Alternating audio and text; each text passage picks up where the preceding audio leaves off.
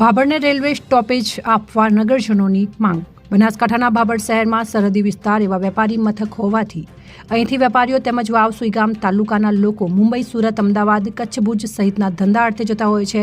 ત્યારે ભાભરમાં આવેલ railway station આધુનિક બનાવ્યું છે અને અહીંથી પ્રસાર થતી પેસેન્જર ટ્રેનોમાંથી એક જ ગાંધીધામ પાલનપુર લોકલ ટ્રેનનો સ્ટોપેજ આપેલ છે, જે ભુજ બરેલી, ભુજ અમદાવાદ, પાલનપુર ભુજ સહિત અનેક ટ્રેનો પ્રસાર થતી હોવા છતાં કોઈપણ જાતનો સ્ટોપેજ ભાભરને મળેલ નથી।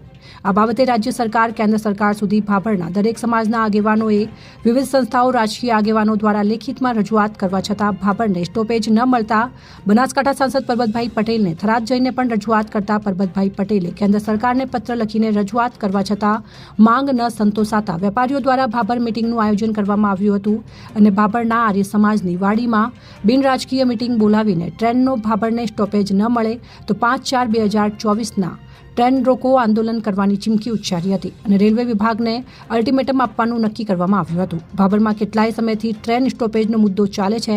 ચૂંટણી આવે ત્યારે વેપારીઓ રજૂઆત કરે ત્યારે નેતાઓ વાયદાઓ કરીને હથેળીમાં ચાંદ બતાવીને જતા રહે છે। ટ્રેન સ્ટોપેજની માંગ ત્યાંની ત્યાં રહી જાય છે। હાલ તો ભાભર શહેરના લોકો ટ્રેન રોકો આંદોલનના મૂડમાં જોવા મળ્યા હતા।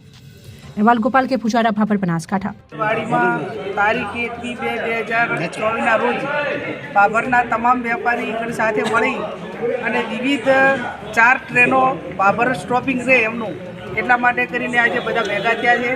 આવતીકાલે મામલતદાર ઓફિસ આવેદનપત્ર આપીને જે રેલવે વિભાગ છે એને ટ્રેન જે માગણી કરેલી છે એ પ્રમાણે સ્ટોપિંગ આપવા માટે આવેદનપત્ર આપશે અને એ આવેદનપત્રનો અમલ વિભાગ મારફત કરવામાં નહીં આવે તો એના પછી નેક્સ્ટ ટાઈમ મોટી સંખ્યામાં ભાભરના વેપારી, આજુબાજુ વાવ, થરાદ, સોઈગામ 3-4 તાલુકાના જે આમ પ્રજા છે કે અવારનવાર ધાર્મિક સ્થાનો પર જવાનું હોય, ધંધા રોજગાર હોય, નાના મોટા પ્રસંગોમાં આવવાનું હોય ત્યારે અહીંના લોકો મોટી મુશ્કેલી અનુભવે છે અને આ લોકોની બધાની જ અમારી સામૂહિક માગણી આ વર્ષોથી છે।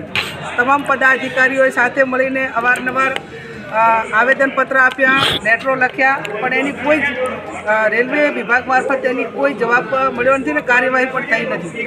એટલે એની ગંભીરતાપૂર્વક જે આ માગણી છે એને ગ્રાહ્ય રાખવા માટે આવેદનપત્ર આપી અને આવેદનપત્રથી સ્વીકાર નહીં થાય અને એનો અમલ નહીં થાય તો મોટી સંખ્યામાં રેલવે રોકો આંદોલન રાખી અને એનું જે વિભાગનું ધ્યાન દોરવામાં આવશે અને આ સ્ટોપિંગ માટેની માગણી કરવામાં આવશે।